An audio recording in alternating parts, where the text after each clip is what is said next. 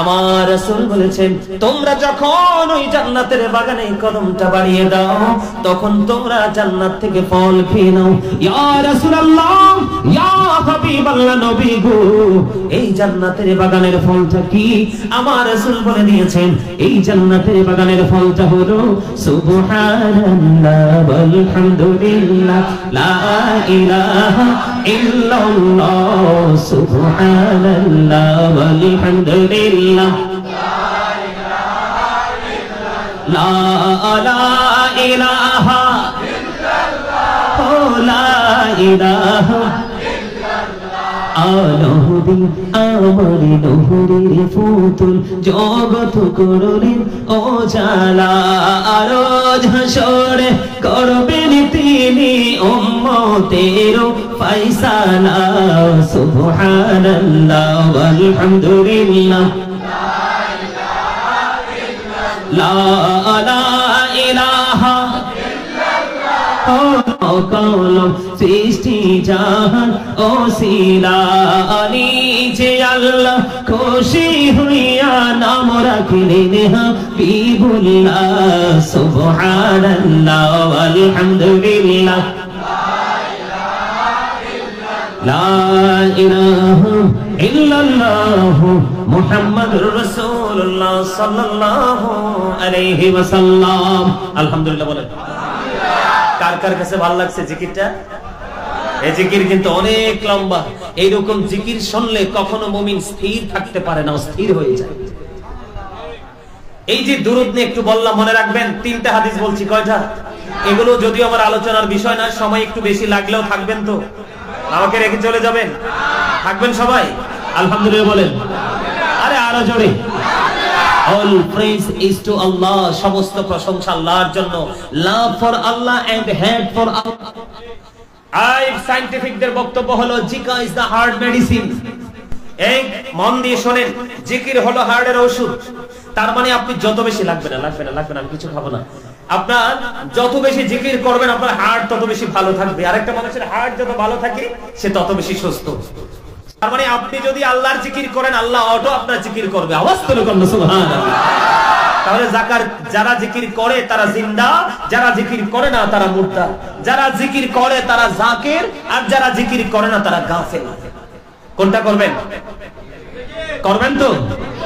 আমার আলোচনা সবাই কিন্তু চলে যাচ্ছে, আমার আলোচনা এইদিকে নয়। আমি অনেক মজার আলোচনা করবো আজকে আপনাদের সামনে, আশা করি মজা পাবেন যদি মহব্বত নিয়ে বসেন ইনশাআল্লাহ। বলছেন সবাই? আলহামদুলিল্লাহ। আমার আপনার প্রাণের রাসূল তিনি জানিয়ে দিয়েছেন জিকির দুই ভাবে করা যায়, জবান দিয়েও করা যায়, অন্তর দিয়েও করা যায়। জবান এবং অন্তর দুটোকে মিলিয়ে যে জিকির করা হয় এটাই হলো আমার আল্লাহর কাছে সবচেয়ে মধুর জিকির, সবচেয়ে মধুর জিকির। এখন জিকিরটা কি আপনাকে আমাকে বুঝে নিতে হবে। আল্লাহর হাবিব বলেছেন জিকির নবীকুম শুয়ে শুয়ে জিকির করো। বসেও জিকির করা যায়, দাঁড়িয়ে জিকির করা যায়, শুয়ে জিকির করা যায়। তুমি দাঁড়িয়ে থাকলেও জিকির করতে হবে, বসে থাকলেও জিকির করতে হবে, শুয়ে থাকলেও জিকির করতে হবে। কোন অজুহাতে জিকির বন্ধ করা যাবে না। জোরে জোরে সুবহানাল্লাহ। ওয়াজ কি মজা লাগে কিনা? আরো জোরে বলেন। আমার এই চাচার কাছে মজা লাগে, কারণ চাচা অনেক মজা পাইতেছে, শুরু থেকেই দেখছি অনেক মজা পাইতেছে। কর্নার ঠিক না? হোয়াইট কালার চাচা। আলহামদুলিল্লাহ বলেন। আর জোরে। আরেকটা বইছে এটা, এই যে আপনার গোল্ডেন কালার পাঞ্জাবি, এটা আমার নাক বরাবর। আলহামদুলিল্লাহ বলেন। আর জোরে। আরেকটু মহাব্বতে। এবার জিকির কাকে বলে? সুবহানাল্লাহ বলা এটাও জিকির, আলহামদুলিল্লাহ পড়া এটাও জিকির, আল্লাহু আকবার বলা এটাও জিকির, লা ইলাহা ইল্লাল্লাহ বলা এটাও জিকির, কাউকে ভালো কাজের জন্য ডেকে আনা এটাও জিকির, কাউকে মন্দ কাজ করতে দেখলে থামিয়ে দেওয়ার চেষ্টা করা ওটাও মাওলার জিকির। আপনি নামাজ পড়েছেন সেটাও জিকির, কারণ নামাজ হলো জিকিরের জলসা। কারণ জলসা শব্দ এই কারণে ব্যবহার করা হয় কারণ এটা দাঁড়িয়ে একই জায়গায় দাঁড়িয়ে এবং বসে সম্পূর্ণ করা হয়, এই জন্য এটা হলো জিকিরের জলসা। আর হজে যান, আপনি যে হজ করতে গিয়েছেন এটাও জিকির, ওটা হলো জিকিরের জুলুস, কারণ ওটা বিভিন্ন জায়গা পরিদর্শন করে সম্পূর্ণ করা হয়, এই জন্য ওটাকে বলা হয় জিকিরের জুলুস। আওয়াজ করে বলুন সুবহানাল্লাহ। তাহলে জিকির করার সময় মহব্বত ছিল কিনা বুকে হাত দিয়ে বলেন। ছিল না, ছিল না, সবার ছিল না, মুষ্টিময় কয়েকজনের ছিল। এই জন্য এই ওয়াজটা করে নিলাম। জীবনে আজকের পর থেকে আর যদি জীবনে কোনোদিন দেখা না হয়, আপনি আমার এই দুটো সপ্তাহ মনে রেখে পথ চলবেন, আপনার জীবনে কোনোদিন অন্ধকার আসবে না। কারণ আমার আল্লাহ বলেছেন, আল্লাযীনা আমানু, যারা ঈমান এনেছে, ওয়া কানু ইয়াত্তাকুন, এবং তাকওয়া অবলম্বন করেছে, লাহুমুল বুশরা, তাদের জন্য সুসংবাদ, ফিল হায়াতিদ দুনিয়া, দুনিয়ার জীবনে, ও ফিল আখিরাহ, এবং পরকালের জীবনে। অবশ্যই তুলে বলুন সুবহানাল্লাহ। তাহলে ইমানদার হলেই চলবে না, তাকওয়া থাকতে হবে। আল্লাহ বলেছেন, O believers you fear me. আল্লাহ শুধু ইমানদারকে ডাক দিয়েছেন, কোন বেঈমানকে নয়, কোন কাফেরকে নয়, কোন মুশরিককে নয়, কোন মুনাফিককে নয়। আল্লাহ বলেছেন, ইয়া আইয়ুহাল্লাযীনা আমানু, ও বিলিভার্স। আল্লাহ ইমানদারকে ডেকে বলেছেন ইউ। আমার আল্লাহ বলেছেন, ইমানদারকে ডেকে তুমি জাহান্নাম থেকে বাঁচো এবং তোমার পরিবারকে জাহান্নাম থেকে বাঁচাও। আওয়াজ তুলে কন্যা সুবহানাল্লাহ। একবার বলেন আল্লাহু আকবার। প্রত্যেকটা বাবা মা, আজকে এই পশ্চিম মির্জাপুরে আমার মা এবং বাবা, ভাই এবং বোন, আপনারা যারা আছেন সবাইকে বলবো, অত্যন্ত গুরুত্বপূর্ণ আলোচনা, গভীর মন দিয়ে শুনবেন। আপনি মরার পরে জাহান্নামে যাইতে হবে না। এখন বর্তমানে পৃথিবীর বুকে এক একটা পরিবার এক একটা জাহান্নাম। আমার কথা কানা কি? আপনি মরার পরে জাহান্নামে যাওয়ার দরকার নেই। আমার নিজের চোখের সামনেও দেখেছি, মৃত্যুবরণ করে তারা কি যন্ত্রণা করবে, তার আগেই তো তারা যন্ত্রণা ভোগ করতেছে। বলে হুজুর কি বুঝাইতে চান? প্রত্যেকটা পরিবার খুঁজে দেখেন, কারো পরিবারে কম, কারো পরিবারে বেশি। মা বাবা এবং ভাই বোনের মধ্যে মা সন্তান সন্ততি বলেননি। আমি এই জন্য আজকে আলোচনাটা শুরু থেকেই ধরেছি। মূল হলো বন্ধু, মূল কারণ হলো ছেলে বিয়ে দেওয়ার, বিয়ে করানোর সময় মেয়েটা এবং পরিবারটা দেখেন না, এবং মেয়েটা বিয়ে দেওয়ার সময় ছেলেটা এবং ছেলের পরিবারটা দেখেন না। শুধু মিষ্টি ছেলে, শুধু মিষ্টি মেয়ে খোঁজেন, যেটা শুধু স্কিনের মিষ্টতা, তার মানে শুধু চামড়ার সৌন্দর্য, এটাই তো খুঁজেন। এই কারণে আপনার প্রত্যেকটা পরিবার জাহান্নামের রূপ নিচ্ছে, ঠিক কিনা বলেন? এখনকার যুগের ছেলে মেয়েরা বেয়াদব হয়, তার কারণ হলো, দোষ হলো বন্ধু বাবা মা আছে কিনা, ধার্মিকতা আছে কিনা। যদি আপনি বংশগুলি ছেলেও পেলেন না, অনেক বেশি ধনী ছেলেও পেলেন না, আপনি অন্য কোন সাইড আপনি একটা ছেলের কাছ থেকে খুঁজে পেলেন না, ঘরের বউ করে নিয়ে এসো। কারণ ছেলেটাও ভদ্র, মেয়েটাও ভদ্র, ছেলেটাও জেন্টেল, মেয়েটাও জেন্টেল। বন্ধু, আম গাছ লাগাইলে কি ধরবে? কথা বলেন না কেন?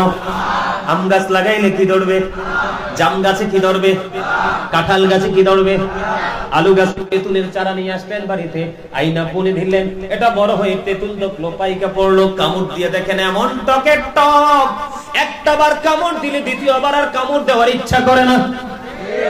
আপনি শুরুতেই তো ভুল করেছেন। আমের চারা কিন্তু দেখতে জীর্ণ শীর্ণ, উইল বি ইনক্রেজড। আল্লাহর হাবিব বলেছেন, গান বাদ্যযন্ত্র কিয়ামতের আলামত। নাউজুবিল্লাহ বলেন না? গান বাদ্যযন্ত্র, ও বন্ধু, কিয়ামতের আগে এটা বেড়ে যাবে। জোরে কন্না নাউজুবিল্লাহ বলেন না? এখনকার ছেলেরা কি বেয়াদব কিনা ম্যাক্সিমাম? আরো জোরে, আরো জোরে, আরো জোরে। মুরব্বীদের অন্তর এখনো খুঁজলে পাওয়া যায় আল্লাহ আল্লাহ রাসূলের প্রেম ভালোবাসায় ভরা। বর্তমান প্রজন্মের ম্যাক্সিমাম যুবক যুবতীর অন্তর হিংসা, নোংরামি আর আত্মগরিমায় ভরা। ও আজকে মন দিয়ে শোনেন না? তাহলে জি এত আস্তে কেন, স্লো কেন? জি তো অনেক সুন্দর হবে, হবে কি হবে না? এক্সাম্পল, গতকালকে আপনাদের এই পশ্চিম মির্জাপুরের ছেলেরা পাকিস্তান বাংলাদেশের খেলা নিয়ে জুয়া খেলছে কিনা? আর জোরে বলেন, আর জোরে বলেন। এটা সমাজকে, জাতিকে ধ্বংস করার জন্য গুরুত্বপূর্ণ ভূমিকা গণনা। এগুলো ঘৃণ বস্তু, শয়তানের কাজ। আপনার বাচ্চা, যেমন আমি গাজী সুলাইমানকে যদি কেউ 1 কোটি টাকাও দেয়, আমাকে যদি দেয়, বলে হুজুর আপনি খেলাটা খেলেন, আমি জীবনে কোনোদিন খেলবো না। কেন খেলবো না? কারণ এটা যে নষ্ট, এটা যে পথভ্রষ্ট, এটা তো আমার মা, আমি যখন বাড়তে শিখেছি তখনই তিনি এটা আমার ব্রেইনে ঢুকিয়ে দিয়েছে। কিন্তু যাদের ছেলেরা জুয়া খেলতেছে, মা বাবার সাথে খারাপ আচরণ করতেছে, ওরা সন্তানকে সঠিকভাবে কি করতে পারে নাই, ইনস্ট্রাকশন দিতে পারে নাই। এই জন্য আজকে এই অবস্থা, ঠিক কিনা বলেন? আমি যেহেতু শুরুটা করেছি, এখন ছেলেরা গান বাদ্যযন্ত্র বেশি পছন্দ করে কি করে না? আমি ছোট্ট করে বলে দেই, আল্লাহর হাবিব বলেছেন গানের আসরে যাওয়া পাপী লোকের কাজ। মন দিয়ে কান দিয়ে ধীরতার সাথে গান শোনা, এটা হলো ফাসিকদের কাজ। গানটা শোনার পরে বলে ও ফ্যান্টাস্টিক, বলে কি বলে না? আমার নবীজি বলেছেন কেউ যদি গানটা শোনার পরে বলে যেটা মজা হইছে, আল্লাহর হাবিব বললেন সে যেন কুফরি করে ফেললো। যারা কুফরি করে তারা আর কখনো ইমানদার মুসলমান থাকতে পারে না। আল্লাহ রাসূল বলেছেন মাঠে পানি দিলে যেমনি ফসল হয়, বুঝেননি আমার কথা? মাঠে পানি দিলে যেমনি ফসল জন্ম হয়, তেমনি গান থেকে মানুষের হৃদয়ে নোংরামি সৃষ্টি হয়। নাউজুবিল্লাহ বলেন না কেন? এটা আমার কথা নয়, আল্লাহর হাবিব বলেছেন কিয়ামতের পূর্বক্ষণ এক শ্রেণীর মানুষের চেহারাটা বিকৃত হয়ে যাবে, মাটির মধ্যে তাকে গঠিতকরণ করা হবে। ইয়া রাসূলুল্লাহ, ইয়া হাবিবাল্লাহ, নবী গো, এরা কি তাওহীদ মানবে না? নবীজি বললেন মানবে। ইয়া রাসূলুল্লাহ, তারা কি রিসালাত মানবে না? নবীজি বললেন হ্যাঁ, তারা রিসালাতও মানবে। রাসূল বলেছেন ওয়া সুমুন ওয়া ইয়াহুজ্জুন ওয়া ইউসাল্লুন, তারা নামাজ পড়বে, তারা হজ করবে, তারা রোজা রাখবে। ইয়া রাসূলুল্লাহ, নামাজ পড়ার পরেও, হজ করার পরেও, রোজা রাখার পরেও, আল্লাহ মানার পরেও, রাসূল মানার পরেও তাদের এই সাজাটা কি বহাল থাকবে? নবীজি বললেন হ্যাঁ হ্যাঁ, তাদের এই সাজাটা বহাল থাকবে। ইয়া রাসূলুল্লাহ, তারা তো আল্লাহ মেনেছে, রাসূল মেনেছে, নামাজ পড়েছে, রোজা রেখেছে, হজ করেছে, ইয়া রাসূলুল্লাহ, তারপরেও তাদের এই সাজাটা বহাল থাকবে কেন গো নবী? আমার নবীজি বললেন এটার কারণ হলো তারা সমাজের মধ্যে গান বাদ্যযন্ত্রের আসর বসাবে এবং এটার মধ্যে মদের আসর চলবে। নাউজুবিল্লাহ বলেন না? আরো জোরে বলেন না? এবার আসেন বন্ধু, আপনাদের সন্তান কেন অমান্য করে? ওই যে বলছি তেঁতুলের চারা, কিসের চারা? দুষ্ট গাছের চারা। আপনি মেয়ে আনছেন দুষ্ট ঘর থেকে, আপনার ছেলেকেও বানাইছেন দুষ্ট। এখন এই দুষ্ট মিলে তো হয়ে গেছে, কিটা হয় রে? আবার দুষ্ট, ঠিক কিনা বলেন? এখন বাচ্চাটা ভদ্র হবে কিভাবে? আমার কথা বলেন, বাচ্চাটা ভদ্র হবে কিভাবে? মা বাবাকে মূল্যায়নটা কিভাবে করবে? কারণ দুটাই তো করে বাবা এবং মা, এবং ইঁদুর বিড়ালের মতো। ম্যাক্সিমাম বর্তমানে স্বামী স্ত্রীর সম্পর্ক ইঁদুর বিড়ালের মতো, আছে না নাই? আরো জোরে বলেন। সম্মানিত উপস্থিতি, আমি আপনাদেরকে বলে দিতে চাই, এই জন্য সন্তান এবং বাবা মার সম্পর্ক ভালো নয়। আমি আমার মূল জায়গাটাতে একটু করে যাই। আপনি শুরুতে ভুল করছেন, এই জন্য সন্তানকে শিক্ষা দিতে পারেন নাই, এই জন্য সন্তানটা বেয়াদব হয়েছে। কিন্তু বাবা মাকে আল্লাহ কি দায়িত্ব দিয়েছে বলবো? আল্লাহর হাবিব সরকার মদিনা তিনি বলেছেন আদিবু আওলাদাকুম আলা সালাতি খিসানি হুব্বি নবিকুম ওয়া হুব্বি আহলি বাইতিহি ওয়া আলা কিরাতিল কুরআন। রাসূল বলেছেন তোমরা তোমাদের সন্তানদেরকে তিনটি বিষয় শিক্ষা দাও। কয়টি? একটি হলো হুব্বি নবিকুম, নবীর মহব্বত শেখাও। এরপরে বলেছেন হুব্বি আহলি বাইতিহি, নবীর পরিবারের মহব্বত শেখাও। এরপরে বলেছেন ওয়া আলা কিরাতিল কুরআন, তোমরা তোমাদের সন্তানদেরকে কোরআন তেলাওয়াত শেখাও। আপনারা বলেন এই সন্তানগুলোকে শিখাইছেননি? কারণ শিখাবেন কোত্থেকে? আপনি নিজেই তো জানেন না। কথা ঠিক না চাচা? আপনি তো নিজেই জানেন না। ও বন্ধু, সন্তান যখন পৃথিবীতে আসে কি করে? সন্তান যখন পৃথিবীতে আসে, আমার দিকে তাকান, আল্লাহর হাবিব বলেছেন মা হসপিটালের বেডে, মাধ্যমে মায়ের গর্ভে সন্তান চলে আসলো। আমার রাসূল বললেন যে মা হামেলা হয়ে গেল, গর্ভবতী হয়ে গেল, সে গর্ভ না হওয়া পর্যন্ত, যতদিন পর্যন্ত সন্তানটাকে একটা মা, ও বন্ধু, 70 জন গোলামকে আজাদ করলে মায়ের দাম বেশি না কম? আরো জোরে বলেন। তাহলে কেন গো মা তুমি ডাক্তারের কথা শুনে প্রসব ব্যথা শুরু না হওয়ার আগেই তুমি কোথায় চলে যাও? হসপিটালে চলে যাও। ও বন্ধু, যখন একটা মা সত্যিকারের প্রসব যন্ত্রণা সহ্য করে সন্তান প্রসব করবে, আমার আল্লাহ তার গুনাহ মাফ করে দেয়। এই মাটা নিষ্পাপ হয়ে যায়, এবং অনেক মা সেনা প্রসবের সময় মারা যায়। আল্লাহ রাব্বুল আলামিন তাকে শহীদের মর্যাদা দেয়। দরিদ্র কন্যা, সুবহানাল্লাহ। তাহলে দেখেন, একদিকে মাটা সওয়াব থেকে বঞ্চিত হয়ে গেল, আর একদিকে ইসলামের আইন থেকে সে দূরে সরে গেল। বাচ্চাটা তোমার সময়ের আগে ডাক্তার সিজার করে ফেললো, সিজার করার পরে কি হলো? সিজার করার পরে তুমি তো এমন খুশি হয়েছো, বাচ্চার কানে যে আজান দিতে হবে, ওই আজানের খবর তো কারোরই জানা নাই। কারণ বর্তমানে বাংলাদেশের ম্যাক্সিমাম হসপিটাল, ডাক্তার এবং কর্তৃপক্ষ কসাইয়ের চাইতেও জঘন্য, ঠিক কিনা বলা? আরো জোরে। আইসিইউ নামক একটা শব্দ আছে, সিসিও নামক একটা শব্দ আছে, যন্ত্র আছে। এই দুইটা হলো মানুষ মারার কল, ঠিক কিনা বলেন? মরা মানুষ ঢুকাবে আইসিইউতে, নির্দিষ্ট সময়ের পরে বাইর করবে, বিল করবে। এদের জায়গা যে কবরের কোথায় হবে আমার জানা নাই। কথা কি বুঝেননি আমার? আমি মা বাবা সন্তানের প্রতি কিভাবে দায়িত্ব পালন করতে হবে সেই কথা বলছি, বুঝতেছেন তো? তাহলে আপনাকে আজান দিতে হবে। আজান দেওয়ার পরে একটি সপ্তাহ যখন পার হয়ে যাবে, একটি সপ্তাহ হলে পুত্র সন্তান হলে একটা সন্তানের জন্য 1 বছরের 2টা ছাগল দিয়ে আকিকা দিবেন। কন্যা সন্তান যদি হয় 1 বছরের একটা ছাগল দিয়ে আকিকা দিয়ে দিবেন। মেয়ের জন্য একটা, ছেলের জন্য 2টা। ধীরে ধীরে ধীরে ধীরে এবার বাচ্চাটা দুধ পান করতে থাকলো। আল্লাহর হাবিব সরকারে মদিনা তিনি বলেছেন কমপক্ষে 2 বছর বাচ্চাটাকে বুকের দুধ খাওয়াও। আর জোরে কন্যা সুবহানাল্লাহ। আপনারা বলেন তো, এখনকার মারা কি বাচ্চাকে দুধ দেয়, বুকের দুধ? আর জোরে বলেন। এখন বাচ্চা পালার জন্য কাজের বুয়া রাখে, আয়া রাখে, রাখে কি রাখে না? বাদি রাখে। মায়ের আঁচল সন্তানের জন্য যে প্রশান্তির, আরেকজন নারীর আঁচল ততটা প্রশান্তির কখনো হয় না। এখন আপনি কি করলেন? আল্লাহর হাবিব বলল 2 বছর বাচ্চাটাকে তুমি বুকের দুধ খাওয়াও, কারণ এটা তোমার নারী ছেঁড়া ধন, ঠিক কিনা বলে? কিন্তু তুমি তো দুধ খাওয়াচ্ছ না, তুমি তো ফিটার খাওয়াচ্ছ। এই ফিটার খাওয়ানোর কারণে বাচ্চার সাথে তোমার দূরত্ব সৃষ্টি হয়ে গেল। আরো জোরে বলেন না, কি হয়ে গেল? দূরত্ব সৃষ্টি হয়ে গেল। এই দূরত্বের এফেক্ট কিন্তু কখন তুমি পাবে? যখন তুমি বৃদ্ধ হয়ে যাবে, বয়স যখন মাইনাসের দিকে যাবে, 40-এর পরে যখন তুমি বার্ধক্যের দিকে যাবে, ধীরে ধীরে তুমি নিস্তেজ হতে থাকবে, সন্তানের গ্রোথ বাড়তে থাকবে, সে বডি বিল্ডার হয়ে যাবে, ঠিক কিনা বলে? ওই যে তুমি সন্তানকে ভোগ থেকে দূরে সরিয়ে দিয়েছো, তুমি বৃদ্ধ হওয়ার পরে সন্তান যেভাবে তোমাকে বুকে জড়িয়ে রাখার কথা, এইটা 1000 চেষ্টা করলেও সেটা তুমি পারবে না। কারণ বাচ্চার দায়িত্ব আল্লাহ তোমাকে যেইভাবে দিয়েছিল, তুমি তো সেইভাবে দায়িত্বটা পালন করনি, ঠিক কিনা বলে?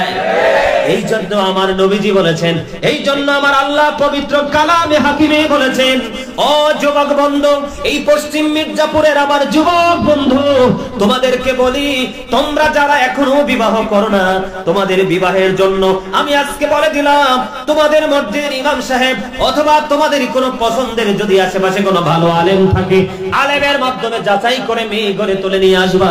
দেখবা আজকে গাজী সুলাইমান যা বলেছে, প্রত্যেকটা একটা একটা করে তিল তিল করে পালন করবে। আরো জোরে বলেন, আরো জোরে। তোমাকে 2 বছর পরে 2 বছর পর্যন্ত দুধ পান করাইতে বললো, তুমি তো বাচ্চাটাকে দুধ খাওয়ালে না। এই তুমি বললা ভুল। ও বন্ধু, আজান দিতে বললো নবীজি, তুমি আজানও দিলে না। তোমাকে 7 দিনে আকিকা দিতে বলা হলো, আকিকাটাও তো দিলে না।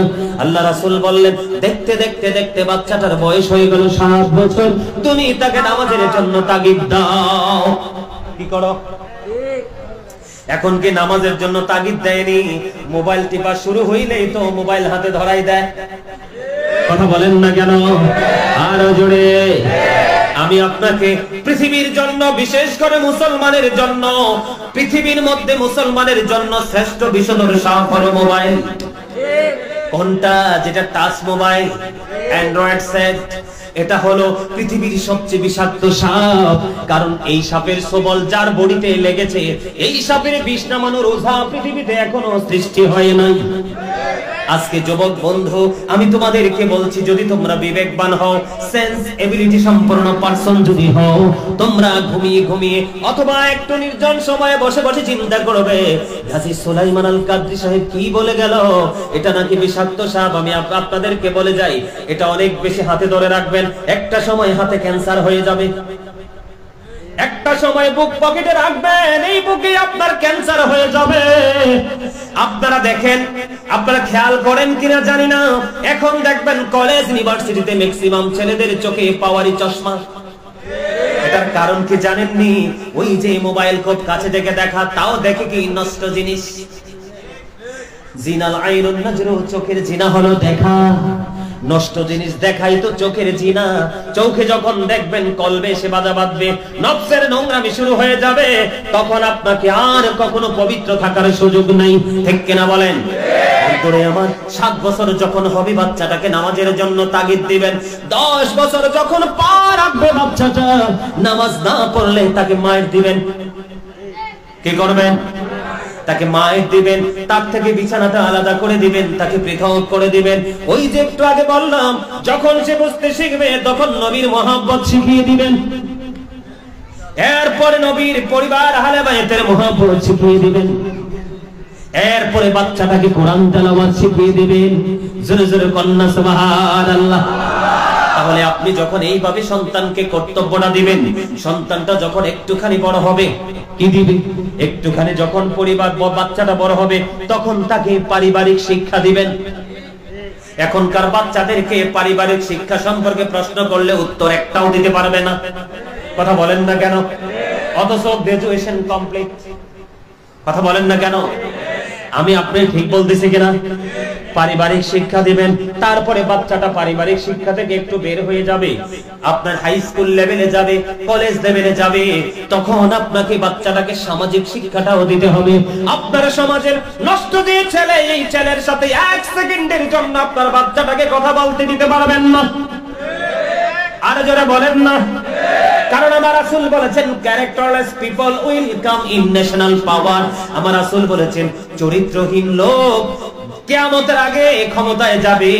তো এখন এটা হচ্ছে কি হচ্ছে না? এটাকে সমাজের কোন না কোন মা বাবার সন্তান কিনা? এই জন্য আপনার সন্তানটাকে সামাজিক শিক্ষাটা দিয়ে দিবেন। যখন সেই শিক্ষা গ্রাজুয়েশন কমপ্লিট করতে যাবে, বন্ধু কেমন ঘরে তুললো সেই দিকে নজর দেবেন। তাহলে আপনার সন্তান কখনোই আর মানুষ থেকে অমানুষ হবে না। ঠিক কিনা বলায়? এই শিক্ষা দেই কি দেই না? মনু মনু কি কথা বলা চাইবে না? মনু, আপনারা তো হাসতেও পারলেন না মিয়া। আমি যেই 2 লাইন বলছি, 2 লাইনই বরিশাল লেখক। এই আমি কইতে আর বুঝছেন নি? আরে ভালো করে হাসেন না মিয়া। আল্লাহ রাসূল বলছেন তোমরা হার্টকে ভালো রাখতে হলে বেশি বেশি হাসো, তবে অনেক বেশি না, অতিরিক্ত না। মানুষের সাথে মিশো, মানুষের সাথে শেয়ার করো, একটু একটু করে হাসো, হার্ট ভালো থাকবে। আর গোমরা মুখে থাকবা, হার্টে প্রবলেম আসবে। আর যেই কোনো মতে হার্টে দেখি স্পট ডেড, জাগাত নাই। ঠিক কিনা?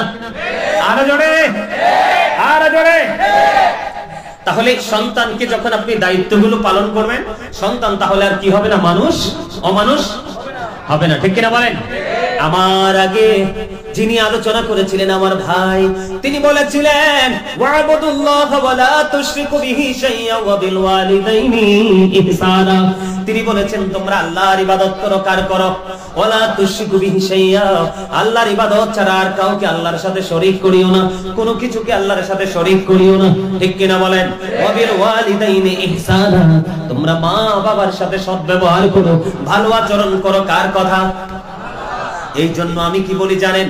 Every parent should take care their children very carefully. প্রত্যেকটা পিতামাতার উচিত তাদের সন্তানের দায়িত্ব যত্ন সহকারে পালন করা। We should Obi our parents, আমাদের প্রত্যেকের উচিত আমাদের পিতামাতাকে মান্য করা। কারণ পিতামাতাকে মান্য করা ফরজ, তাদেরকে ভালোবাসা ফরজ, তাদেরকে উচ্চ মর্যাদা দেওয়া ফরজ, তাদেরকে কোনোভাবে কষ্ট দেওয়া টোটালি হারাম। এখন ছেলেরা মেয়েরা কষ্ট দেয় কি দেয় না? আরো জোরে বলেন, আরো জোরে। দেয় কি দেয় না? এটার কারণ কি? সন্তানের শিক্ষার অভাব। কিসের অভাব? ও পশ্চিম মির্জাপুরের যুবক, মা বাবার কলিজায় আগুন দিও না, মা বাবার কলিজায় ব্যথা দিও না। যদি কষ্ট পাও অনেক দূরে চলে যাবা, কষ্টটা যখন লাঘব হয়ে যাবে তারপরে তাদের কাছে চলে আসবা।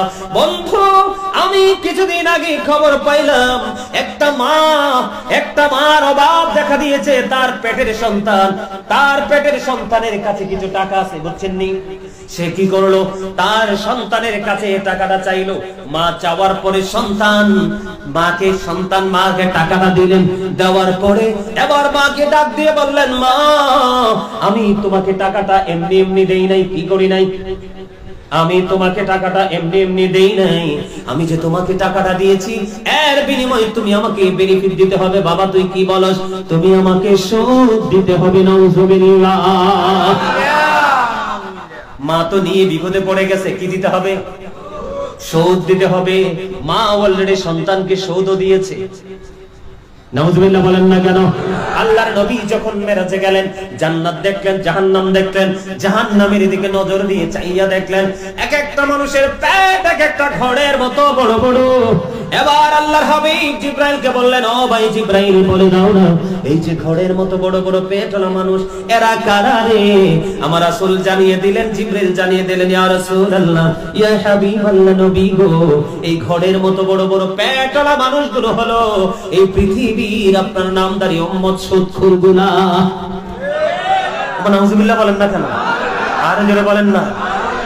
9 টাকা যদি আপনার হালাল হয়, 1 টাকা যদি হারাম হয়, এই 9 এর সাথে একটা মিলে হলো কত? 10। আল্লাহর হাবিব বললেন 10 টাকা দিয়ে যদি তুমি একটা জামা বানাও, এই জামা পরে যদি তুমি নামাজ পড়ো, কিয়ামত পর্যন্ত নামাজ পড়তে পারবা, লাভ হবে না, আমার আল্লাহর দরবারে কবুল হবে না। কারণ আমার রাসূল বলেছেন, লা তুকবালু সালাতুন বিগাইরি তুহুর। আমার রাসূল বলেছেন পবিত্রতা ছাড়া ইবাদত কবুল হয় না। জোরে জোরে কন্না নাউজুবিল্লাহ। লা তুকবালু সালাতুন বিগাইরি তুহুর ওয়ালা সাদাকাতিন মিন গুলুন। আমার রাসূল বলেছেন পবিত্রতা ছাড়া ইবাদত কবুল হয় না, হালাল টাকা না হইলে দান সাদকাও কবুল হয় না। ও পশ্চিম মির্জাপুরের আমার ভাই, আমার বাবা গো, তোমরা তো জানো না আমার আল্লাহ সূরা আল ইমরানের 185 নম্বর আয়াতের শেষ অংশে বলে দিয়েছেন, ওয়ামাল হায়াতুদ দুনিয়া ইল্লা মাতাউল গুরুর। এই দুনিয়ার জীবন, এই দুনিয়ার জিন্দেগি একটা ধোঁকা এবং প্রতারণা। কোরআন শরীফের 19 পারা সূরা শুআরা 88 নম্বর আয়াতে আমার আল্লাহ বলেছেন, ইয়াউমা লা ইয়ানফাউ মালু ওয়ালা বানুন। আমার আল্লাহ বলে দিয়েছেন আপনার ধন সম্পদ সন্তান সন্ততি কাল কিয়ামতের দিন কোনো কাজে আসবে না। ও মির্জাপুরের বাবা এবং মা, আমি আপনাদেরকে বলে দিতে চাই, সুদের মাধ্যমে টাকা উপার্জন করে সন্তানকে দিয়ে যাবেন, সে আরামে ভোগ করবে, কিন্তু ওখানে আপনাকেই কষ্ট ভোগ করতে হবে। কিন্তু দুঃখজনক হলেও সত্য, আল্লাহ বলেছেন লা ইয়ামুতু, people will not die that day. আল্লাহ বলেছেন ওখানে মানুষ আর মরতে পারবে না। ফিহা ওয়ালা ইয়াহইয়া, people will not be able to live that day. সেদিন মানুষ আর বাঁচতেও পারবে না। আল্লাহ বলেছেন ওমা হুমান হাবি গায়িবিন, people will not be able to escape that day. সেদিন মানুষ সেখান থেকে আর পালাইতেও পারবে না, বাঁচতেও পারবে না, মরতেও পারবে না, পালাইতেও পারবে না। যন্ত্রণা কন্টিনিউয়াসলি তোমাকে ভোগ করতে হবে। এই পশ্চিম মির্জাপুরে আমার ভাই এবং বাবা কেউ যদি সুদ খেয়ে থাকেন, আজকে থেকে বন্ধ করে দিবেন। আশা করা যায় আপনার আল্লাহ আপনাকে ক্ষমা করে দিবে। কারণ আজকে থেকে আলোচনা শোনার পরে যদি বন্ধ করেন, তাহলে আমি মনে করব আপনার মধ্যে তাকওয়া মানে ভয় ঢুকেছে। ঠিক কিনা বলেন?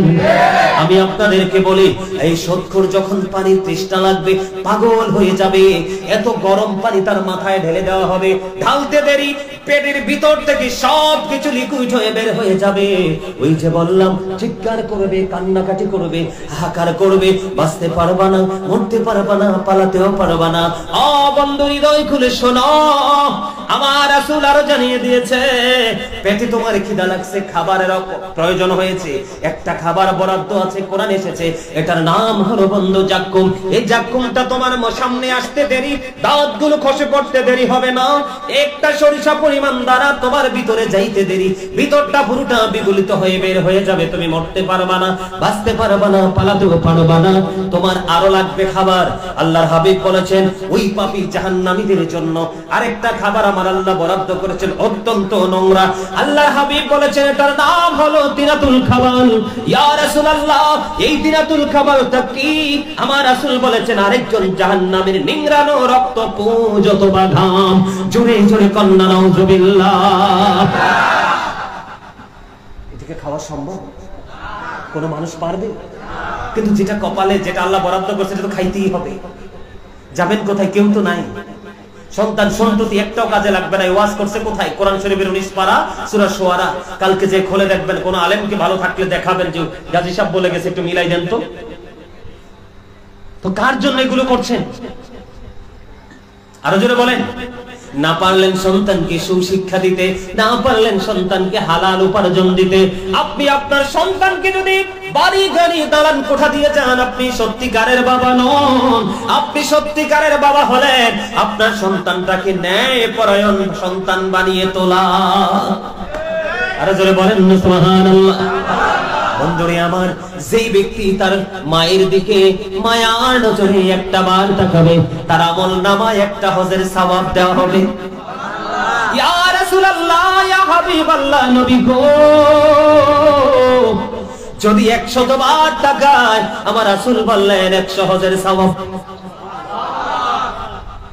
আপনার আর কোন আমলের দরকার আসেনি? আরো জোরে বলেন। ও সন্তান, বাবা মার কর্তব্য কেমন করে পালন করতে হয় তোমরা শোনো। আমার রাসূল বলেছেন, আমার দিকে তাকান, আমার রাসূল বলে দিয়েছেন, আমার দিকে তাকান, আমার রাসূল বলে দিয়েছেন, যেই সন্তানটার প্রতি বাবা অবাধ্য আছে না সমাজে? অনেক বাবা আছে সন্তানকে দেখতে পারে না। কারণ দেখতে পারবে কোত্থেকে? সন্তানের কলিজায় তো আগুন দিয়ে, বাবার কলিজায় তো আগুন দিয়ে রাখছে, আছে না নাই? আরো জোরে বলেন, আছে না নাই? এই জন্য আমার নবীজি জানিয়ে দিয়েছে, ও পৃথিবীর সন্তান, সাবধান হয়ে যাও। তোমার বাবা যদি তোমার উপর অসন্তুষ্ট হয়ে যায়, আমার আল্লাহ জানিয়ে দিয়েছে, হাবিব আপনি জানিয়ে দেন ওই পশ্চিম মির্জাপুরের মানুষগুলোকে, যুবকদেরকে, যেই বাবা তোমার উপর অবাধ্য, আল্লাহ রাব্বুল আলামিন ওই সন্তানকে দেখতে পারে না। আল্লাহ যদি সন্তানের উপর অবাধ্য হয়, তার জায়গা দুনিয়া এবং উপরে নিচে কোথাও আসেনি? সবকিছুর মালিক কে? ওয়ালিল্লাহি মা ফিস সামাওয়াতি ওয়া মা ফিল আরদ ওয়া ইলাল্লাহি তুরজাউল উমুর। আসেনি হুজুর? আসমান জমিনের মালিক কে? সবকিছু আল্লাহর দিকে ফিরে যাবে। তাহলে উপরে নিচে কোন জায়গা আসেনি? আরো জোরে বলো না যুবক ভাইরা, আসেনি? এই জন্য তোমাদেরকে আমি বোঝার জন্য বলছি। একদিন একজন ওই ব্যক্তি এসে রাসূলকে বললেন, ইয়া রাসূলুল্লাহ, ইয়া হাবিবাল্লাহ। একজন এসে আমার নবীকে প্রশ্ন করলেন, ইয়া রাসূলুল্লাহ, আমি যে টাকাগুলো উপার্জন করি কি করে? এই এই তোমরা এনতে যাইবা? আমার কাছে কিন্তু বড় বিরক্তি। এই মিয়া ভাই, আপনি এদিকে আসেন। এই আচ্ছা, ইয়া কমনে ওইটা বসো, উপরেটা বসো, লাগলে এনে যাইও। আসো, আপনি এদিক দিয়ে আসেন, আমার এদিক দিয়ে আসেন। এই এদিক দিয়ে বসেন, আপনি আর তো আগান, এনতে বসেন। এটা আমার শুরু থেকেই পছন্দ হয়েছে। Very good person. কারণ আমার ওয়াজে দেখছি এখানে ছিল গভীর মনোযোগ, ওইখানে গেছে গভীর মনোযোগ, এখানে আসছে তাও মনোযোগ। তো ডিস্টার্ব করলে তো হয় না, হয়নি? এবার ঠিক আছে না রে? 100 ঠিক আছে কিনা? আরো যারা বলেন ঠিক আছে, ওকে, ঠিক আছে, আলহামদুলিল্লাহ বলেন আরো জোরে। আমার রাসূলকে প্রশ্ন করলো, গভীর খেয়াল যুবক বন্ধু, আমার রাসূলকে প্রশ্ন করা হলো, ইয়া রাসূলুল্লাহ, আমার উপার্জিত সম্পদ আমার বাবা ওনার নিজের মতো করে খরচ করতে চায় কি? ইয়া রাসূলুল্লাহ, ইয়া হাবিবাল্লাহ, নবী গো, আমার টাকা আমার বাবা নিজের মতো খরচ করতে চায়, কিন্তু উপার্জন করেছি টাকাগুলো আমি। এবার আমার নবীজি ডাক দিয়ে বললেন, ও সন্তান, ও বাবার সন্তান, তুমি শোনো, শুধু তোমার উপার্জিত টাকা না, তুমি নিজেও তোমার বাবার সম্পদ। তুমি নিজেও কি? তুমি নিজেও তোমার বাবার সম্পদ। বাবা যেমনি ইচ্ছা তেমনি তোমাকে ইউজ করতে পারবে, তুমি না শব্দ করতে পারবে না। অনেক যুবক বলবে যে হুজুর এটা তো আমার জন্য কষ্টদায়ক। আরে না যুবক, বোকার মতো কথা চিন্তা করো না, কারণ কাল বাদে পরশু তুমিও তো বাবা হবা। এই জায়গায় যখন আসবা তখন সেই স্বাদ কি তুমি অনুভব করতে পারবা, ঠিক কিনা?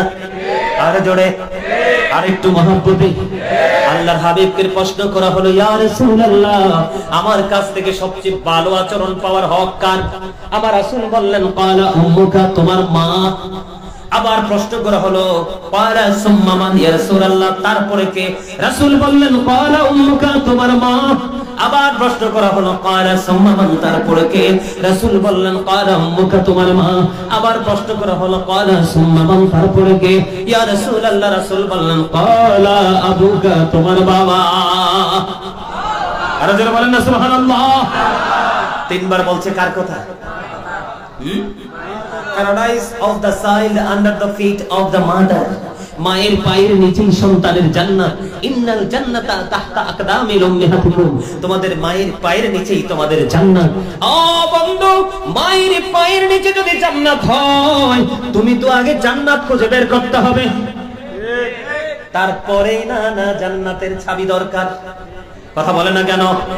তার মানে বাবা মার সাথে যদি তোমার ভালো মিষ্টি সম্পর্ক না থাকে, তুমি নামাজ দিয়েও কোনো লাভ হবে না, কারণ তোমার হাতে ওই চাবি আছে, কিন্তু কোন দরজায় এই তালা ঝোলানো, ওই দরজা কোথায়, কোথায় সেই জান্নাত, এটাই তো তুমি খুঁজে পাবা না।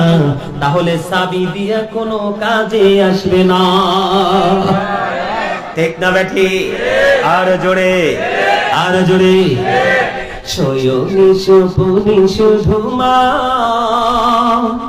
তোমার কথা মনে হয়। শয়নে স্বপনে শুধু মা, তোমার কথা মনে হয়। কতদিন দেখি না তোমার, ভুলে কি গেছো আমায়, ভুলে কি গেছো আমায়। আমার ভুবন জুড়ে শুধু দুঃখ জ্বালা, কে আর পরাবে আমার সুখের সীমানা। কপালে কে দেবে আর কাজলে রুটি, তুমি জেনে ধরায়। শয়নে স্বপনে শুধু মা, তোমার কথা মনে হয়।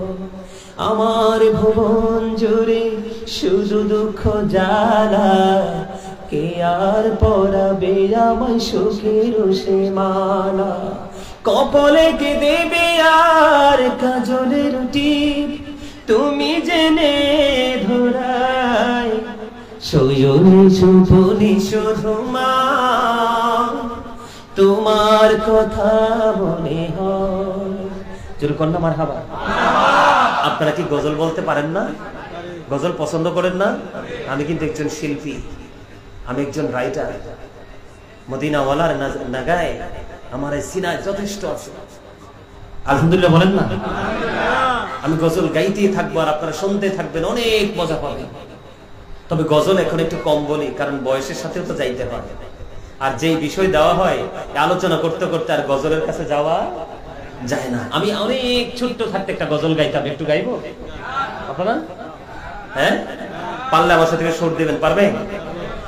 তোরা কই পাবি অমূল্য রতন, আমার মায়েরই মতন রে, নাই দরদি। তোরা কই পাবি অমূল্য রতন, সবাই তোরা কই পাবি অমূল্য রতন, আমার মায়ের মতন রে, নাই দরদি, নাই বিজা জাগায় মায়ে শুয়া, শুকা জাগায় আমায় রাইখা গো, ওসি কত কষ্ট করলি রে মায়ে, আমার লালনার পালন রে, নাই দরদি। আমার মায়ে মইরা গেলে আমি আমি কাকে ডাকিব মা মা বলে, মা মা গো অসে কত কষ্ট করুনি মায়ে, আমার লালনার পালন রে নাই দরদি, যে সজনে কান্দে লইয়া তোমরা কোথায় যাও গো মাকে দিয়া, ও খুলে দাও মায়ের মুখের কাপড়, দেখি জনমের মতন রে নাই দরদি, তোরা কই পাবি অমূল্য রতন, আমার মায়েরই মতন রে নাই দরদি। অন্ধকার কবরের মাঝে কি জানি কি আযাব হবে, ও সে মাফ করে দাও আল্লাহ মাবুদ, আমার জনম দুঃখিনী মাকে নাই দরদি। মারহাবা বলেন না? কথাগুলো বাস্তব না? আরো জোরে বলেন। আপনি যখন ছোট ছিলেন মা কত কষ্ট করেছে, কিন্তু কষ্টের আচরও আপনার গায়ে লাগতে দেয় নাই, ঠিক কিনা বলেন? আরো জোরে বলেন। বন্ধুরে আমার, আমি আপনাদেরকে ছোট্ট করে মদিনা থেকে একটা ঘটনা শোনাবো বন্ধু। মা হলেন মাজুর, মা হলেন ল্যাংড়া, মা হলেন আতুর, হাঁটতে পারে না, চলতে পারে না বন্ধু, কিন্তু মায়ের শখ হলো, মায়ের শখ হলো আমি খানায় কাবা তওয়াফ করব। সুবহানাল্লাহ বলেন না? কিন্তু মা তো হাঁটতে পারে না, মা তো চলতে পারে না। এবার কি করলেন বন্ধু, আমার দিকে তাকান। এবার মা তার একটা মাত্র সন্তান, এই সন্তানটা মাকে কাঁধে করিয়া 7 বছর পর্যন্ত খানায় কাবা তওয়াফ করিয়েছে। আওয়াজ তুলে তুলে বলেন না সুবহানাল্লাহ। কত বছর? ও মির্জাপুরের মানুষ, আমার ভাই, আমার বাবা গো, মা যে কত বড় ধন, বাবা যে কত বড় নিয়ামত, এটা যারা মা হারিয়েছে রে, বাবা যারা হারিয়েছে রে, তারা ছাড়া পৃথিবীর কেউ বুঝতে পারবে না। এই যে দেখেন একটা ছেলের অবস্থা, মায়ের কথা বলতে দেরি রে, হাউ মাও করে চিৎকার করতে সে দেরি করে না, কারণ যে মা হারিয়েছে পুরো পৃথিবী তার শূন্য হয়ে গেছে, ঠিক কিনা বলেন? বন্ধু, পৃথিবীর সকল দুঃখ বলে যায় একমাত্র মায়ের আঁচল তলে গেলে সন্তান, আর কোন সুন্দর জায়গা নাই রে বন্ধু। সন্তানটা 7 বছর, 1 বছর 2 বছর নয়, 7 বছর মাকে কাঁধে করে বন্ধ খানায় কাবা তওয়াফ করিয়েছে। 7 বছর তওয়াফ করানোর পরে সাদিকুত তাইয়ার নামক আবেগকে ডাক দিয়ে বললেন, আমার মা মাজুর, আমার মা চলতে পারে না, আমার মা হাঁটতে পারে না, আমি 7 বছর পর্যন্ত আমারে কাঁধে করিয়া আমি আমার মাকে খানায় কাবা তওয়াফ করিয়েছি। আপনি বলে দেন আমার মায়ের দুধের ঋণ আমি শোধ করতে পারছি কিনা? ওই সাদিকুত তাইয়ার একটা ডাক দিয়ে বলে, ওরে পাগল, শুধু 7 বছর নয় রে, তোমার হায়াত যদি 50,000 বছর হয়, কত হাজার? তোমার হায়াত যদি 50,000 বছর হয় রে, 50,000 বছর হায়াত পাওয়ার পরে যদি তুমি তোমার ওই দুঃখিনী মাকে তুমি যদি কাঁধে চড়াইয়া খানায় কাবা তওয়াফ করো, ওই যে তুমি গভীর রজনীতে গোটা পৃথিবীর মানুষ ঘুমিয়েছিল রে, তুমি তোমার মায়ের বুকের স্তন চেপে ধরে তুমি দুধ পান করেছিলে। মাত্র একটা রজনী, মাত্র একটা রাত্র তুমি মায়ের ওই নিবিড় রজনীতে পৃথিবীর সকল মানুষ ঘুমিয়েছিল, তোমার বাবাও পাশে শুয়েছিল, কিন্তু বাবাও ঘুমিয়েছিল। বন্ধু, মা দুঃখিনী কখনো ঘুমায় নাই, মায়ের স্তন চেপে ধরে তুমি দুধ পান করেছিলে মাত্র একটা রাত্র। 50,000 বছর হায়াত পাওয়ার পরে ওই 50,000 বছর যদি তুমি তোমার মাকে কাঁধে করে খানায় কাবা তওয়াফ করো, একটা রাত্রে যে দুধ খেয়েছো একটা রাত্রে দুধের ঋণ তুমি শোধ করতে পারবা না। আওয়াজ তুলে তুলে বলেন না আল্লাহু আকবার। মা শব্দটা তো অতি ছোট কিন্তু অনেক বেশি প্রেমময়। কথা বলেন না কেন? আমার কাছে মনে হয় ও বন্ধু, মা শব্দটা পৃথিবীর সবচেয়ে মধুরে। জোরে জোরে করুন না সুবহানাল্লাহ। এই জন্য বলেছি যাদের মা বাবা দুনিয়ায় বেঁচে আছে বন্ধু, মা যদি ডাক দে মায়ের কাছে চলে যাও। মা যদি অসুস্থ হয়, কাজের বুয়া নয়, নিজের বিবি নয়, সম্ভব হলে নিজেই মায়ের পাশে সেবা করো। কারণ তুমি যখন অসুস্থ হয়েছিলে, মা দুঃখিনী পৃথিবীর কোন নারীকে তোমার কাছে আসতে দেয়নি। ওই জনম দুঃখী মাই তোমাকে মানুষ করেছে, তোমাকে সেবা করেছে। কিন্তু মায়ের বেলায় কেন রে কাজের লোক? কথা বলেন না কেন? এগুলো বিবেকবান মানুষ যারা, সত্যিকারের বিবেকবান যারা, তাদের কলিজায় ঢুকবে। বিবেকহীন যারা, তারা এগুলোর ওজন কত বুঝবে না বন্ধু। ঠিক কিনা বলেন? বন্ধুরে আমার, মা বড় নিয়ামত। আমি কেমন করে বুঝাবো? মায়ের দাম বোঝানোর জন্য বলছি বন্ধু। একদিন মূসা নবী আল্লাহ রাব্বুল আলামিনকে প্রশ্ন করলেন, ওগো আল্লাহ, আমার সাথে জান্নাতে বন্ধু হয়ে যাবে আমার উম্মত কে? এবার আল্লাহ রাব্বুল আলামিন মূসা কালিমুল্লাহকে একটা ডাক দিয়ে বললেন, রে মূসা, তুমি বলো কি, চলে যাও, ওখানে গিয়ে দেখবা একজন মানুষ গোশত বিক্রি করে, যার নাম হলো আলী বিন মুআফিক। এবার দৌড়ে চলে গেলেন বন্ধু। যাওয়ার পরে দেখতে পেলেন ওই আলী বিন মুআফিক একজন কসাই। গভীরভাবে মন দিয়ে শোনো যুবক, আলী বিন মুআফিক একজন কসাই। এত বিস্তৃত তার চেহারা, পৃথিবীর কোন মানুষের সাথে তাকে মেলানো যায় না। মূসা কালিমুল্লাহ দেখে আশ্চর্য হয়ে গেলেন, কি ঘটনা, এত বিস্তৃত চেহারার মানুষ, এত কুৎসিত চেহারার মানুষ, সে নাকি আমি মূসার বন্ধু রে। কেমন করে সেই এই যোগ্যতা অর্জন করলো? আমি মূসা আজকে সময় দেব। ঘুরতে ঘুরতে ঘুরতে ঘুরতে তার গোশত বিক্রি করা শেষ হয়ে গেল। মূসা নবীর সঙ্গে বন্ধু বাড়ি চলে গেল। বাড়ি যাইয়া দেখলেন বুড়িমা সারাদিন গোশত বিক্রি করলো। ওই আলী বিন মুআফিক ইনি নিজে না খেয়ে আগে মাকে খাওয়ালেন। মাকে খাওয়াইয়া শান্ত করে এবার ওই আলী বিন মুআফিক গেলেন ফ্রেশ হওয়ার জন্য। এবার দেখলেন ওই বুড়িমা দুইটা হাত তুলে আল্লাহর দরবারে বলতেছে, কি যেন বলতেছে। মূসা একটা ডাক দিয়ে বললেন, ওগো বুড়িমা, আমাকে বলে দাও তুমি কি বলতেছো, আল্লাহর কাছে কে চাইতেছো, আপনি কে গো, আপনার কাছে কেন আমি কথাগুলো বলবো? এবার মূসাকে ডাক দিয়ে বললেন, ও মূসা, আপনি কে? কয়, আমি আপনার নবী মূসা, আমি আল্লাহর কাছে দরখাস্ত দিয়েছি আমার সন্তানকে যেন আমার আল্লাহ মূসা নবীর বন্ধু বানাইয়া জান্নাতে দেয়। এবার এই মূসা কালিমুল্লাহ একটা ডাক দিয়ে বললেন, ও বুড়িমা, আল্লাহ তোমার ডাক শুনেছে, তোমার ডাক কবুল করেছে। আমি দরখাস্ত দিয়েছিলাম আল্লাহর কাছে, আমার সাথে কে রে জান্নাতে বন্ধু হয়ে যাবে? আমার আল্লাহ তোমার এই আলী বিন মুআফিকের ঠিকানা দিয়েছে। জোরে জোরে বলুন না সুবহানাল্লাহ।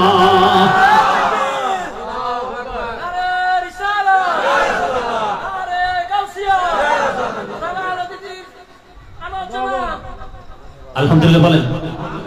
আমার দিকে তাকানো বন্ধু, বুখারী শরীফ থেকে একটা হাদিসের অংশ বিশেষ আমি আপনাদেরকে শোনাই। মায়ের মর্যাদা বোঝানোর জন্য হযরত জুরাইজ নামে একজন আল্লাহওয়ালা বুজুর্গ ছেলে ছিল। এদিক তাকান, আমি আলোচনা গুছিয়ে দিচ্ছি বন্ধু। আমার দিকে তাকান, আলী বিন মুআফিক এটা দেখছেন মূসা নবীর বন্ধু হয়েছে, আর মা বাবার সাথে কেমন করে আচরণ করতে হবে এই হাদিস থেকে বন্ধু শিক্ষা নিয়ে নেবেন। আমি আপনাদেরকে বিরক্ত করভাবে আলোচনা শোনাবো না বন্ধু। জুরাইজ ছিলেন আল্লাহওয়ালা বুজুর্গ। আমরা যেমনি করে দলবদ্ধভাবে মসজিদে গিয়ে নামাজ পড়ি, আজকে যেমনি সবাই সম্মিলিতভাবে আলোচনা শুনেছি, ইবাদত করতে এসেছি, কিন্তু জুরাইজ এমন ভাবে আমল করতে তিনি পছন্দ করতেন না। একা একা একা একা তিনি আমল করতে পছন্দ করতেন। তিনি কি করলেন, দেখতে দেখতে তিনি একদিন মাটির একটা হুজরা বানালেন, লোকালয় থেকে, মানুষ থেকে অনেক দূরে। তিনি এখানে একা একা আল্লাহর গোলামি করতেন, ইবাদত করতেন। করতে করতে করতে করতে একদিন নামাজরত অবস্থায় বাহিরে তার মা চলে গেল। গভীর মনোযোগ যুবক, হৃদয় দিয়ে শোনো বন্ধু। এবার এই জুরাইজ তিনি নামাজরত অবস্থায়, কিন্তু হুজরার বাহির থেকে এসে মা ডাকছে, বাবা বাবা, আমি মা এসেছি তোমার সাথে দেখা করব। কিন্তু জুরাইজ তো নামাজ পড়ে, গভীর খেয়াল, জুরাইজ নামাজ পড়তেছে, আমার আল্লাহকে ডেকে ডেকে বলছেন, আল্লাহ আমি তো নামাজ দাঁড়িয়ে গেলাম, আমি কি মায়ের ডাকে সাড়া দিব নাকি আমি নামাজটা চালিয়ে যাব? এবার বন্ধু ওই হযরত জুরিস তিনি চিন্তা করলেন, না নামাজে যেহেতু দাঁড়িয়ে গেছি নামাজটাই শেষ করে নেই, পরে মায়ের সাথে দেখা করব। কিন্তু তিনি নামাজ শেষ করার পরে বাইরে এসে দেখে মা নাই, চলে গেছে। একদিন চলে গেল, আবার দ্বিতীয় দিন মা আসলো সন্তানের সাথে দেখা করার জন্য। আজকে দ্বিতীয় দিন এসে দেখে এটা কিন্তু বাংলা বই না বন্ধু, এটা বুখারী শরীফের হাদিস। আবার দ্বিতীয় দিন আবার আসলো ওই জুরিজের মা জুরিজের সাথে দেখা করার জন্য। আজকে জুরিজ নামাজরত অবস্থায় গতকালকের মতো আজকেও বন্ধ নামাজ চালিয়ে গেল। নামাজ শেষ করার পরে আবার চাইয়া দেখলেন, বাইরে আইসা দেখে আজকেও তো মা নাই, আজকেও মা চলে গেছে। 2 দিন চলে গেল, তৃতীয় দিন আবার আসলেন, আবারও এসে দেখলেন মা ছেলেটা হুজরার মধ্যে নামাজরত অবস্থায়। আজকেও মা ডাকতেছেন, বাবা গো আমি মা এসেছি, দেখা করো, একটুখানি দেখা করো। কিন্তু আজকেও জুরিজ নামাজরত অবস্থায় ছিল। জুরিজ আজকেও নামাজ শেষ করলো। নামাজ শেষ করার পরে বাইরে চলে আসলো। বাইরে চলে এসে দেখে আজকেও মা নাই, মা চলে গেছে। একে 3 দিন আসলো, কিন্তু মার সাথে দেখা করলো না। ছেলেটা নামাজ পড়তেছে, আল্লাহর কদমে সেজদা দিতেছে। গভীরভাবে খেয়াল করেন, সেজদা হলো আল্লাহর কাছে সবচেয়ে দামি, সবচেয়ে পছন্দের ইবাদত হলো এই কপাল আল্লাহর কুদরতে কদমে লাগায় দিবেন। কিন্তু নামাজ ছেলেটা পড়তেছে, একদিন করে 3 দিন মা আসলো, দেখা হলো না, দেখা দিল না। এবার কি করলেন, তৃতীয় দিন মা কষ্ট পাইলেন। মা কত বেশি দামি, আল্লাহর কাছে মায়ের ডাক কত সহজে পৌঁছে দেখেন। এবার মা 3 দিন হলো দেখা পেল না। তৃতীয় দিন যাওয়ার সময় বলল, আল্লাহ এক করে 3 দিন আসলাম, ছেলেটার সাথে দেখা করতাম, ছেলেটা দেখা দিল না। ওগো আল্লাহ, আমি মা তোমার কাছে অভিশাপ দিয়ে গেলাম, আমার ওই ছেলেটাকে তুমি বেশ্যা মহিলার মুখ না দেখাইয়া তারে মরণ দিও না। আওয়াজ করে বলেন না নাউযুবিল্লাহ।